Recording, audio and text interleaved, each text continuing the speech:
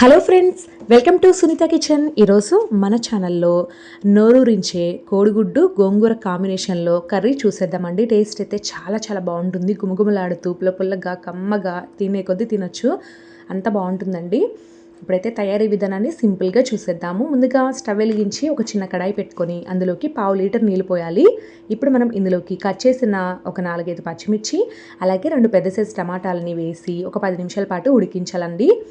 ఒక 5 నిమిషాల పాటు ఇలాగ మీడియం ఫ్లేమ్లో ఉడికించిన తర్వాత ఇందులోకి గోంగూరను వేసుకోవాలి. 2 నుంచి 3 గుప్పెళ్ళ గోంగూరని వేసుకోండి, సరిపోతుంది. మరి ఎక్కువ వేయాల్సిన అవసరం లేదండి. ఇప్పుడు గోంగూర వేసిన తర్వాత మరొక 5 నిమిషాల పాటు ఉడికించుకుంటే సరిపోతుంది. మీడియం ఫ్లేమ్లో చేసుకోవాలి ఇదంతా కూడా. సో ముందుగానే టమాటా పచ్చిమిర్చి ఉడికిపోయాయి కాబట్టి ఈలోపు గోంగూర కూడా ఉడికిపోతుంది. ఇక మనం 10 నిమిషాలు అయిపోతుంది కదా, అప్పుడు వీటిని పక్కకు తీసుకొని వీటిని పూర్తిగా చల్లార పెట్టుకొని మిక్సీ జార్లో వేసి గ్రైండ్ చేసుకోవాలి. ఈలోపు మనం స్టవ్ మీద మరొక కడాయి పెట్టుకొని అందులోకి 1 టీ స్పూన్ ఆయిల్ వేసి ఇందులోకి చిటికెడంతా పసుపు, ఉప్పు, కారం వేసుకోవాలన్నమాట. 3 కూడా కొద్దిగా వేసుకోండి. ఆ తర్వాత ఇందులోకి ఉడికించి కట్ చేసిన ఎగ్స్ని వేసుకొని బాగా వేయించుకోవాలన్నమాట.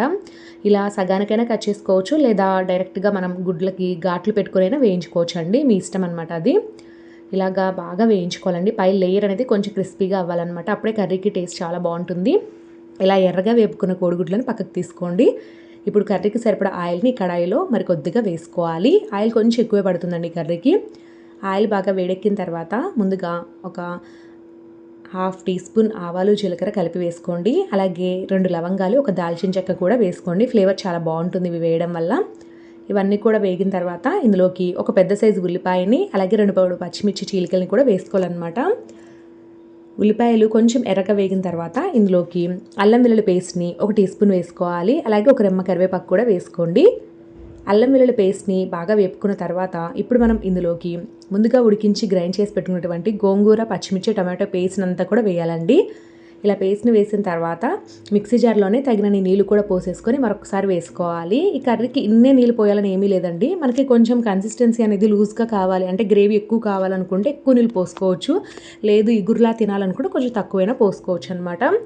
ఆ తర్వాత ఇందులోకి 1/2 టీ స్పూన్ పసుపు, 1 టేబుల్ స్పూన్ కారం, రుచికి సరిపడా ఉప్పు, వేయించిన ధనియాల పొడి ఒక 1/2 టీ స్పూన్ వేసుకొని ఒకసారి బాగా కలపాలన్నమాట.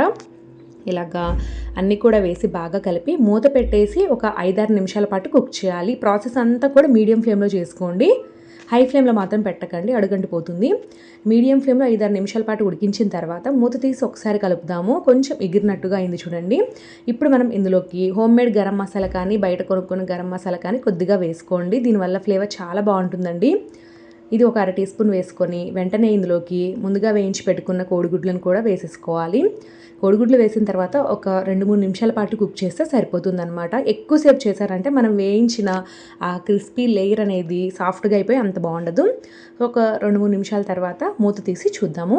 మనకి థిక్ గ్రేవీతో గోంగూర కోడిగుడ్డు కర్రీ అనేది రెడీ అయిపోయింది. పుల్లగా కమ్మగా చాలా బాగుంటుందండి.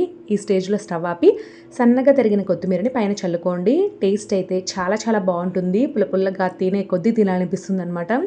పిల్లలు కూడా చాలా ఇష్టంగా తింటారండి. నాన్ వెజ్ పిల్లలకైతే ఎంతగానో నచ్చుతుందనమాట.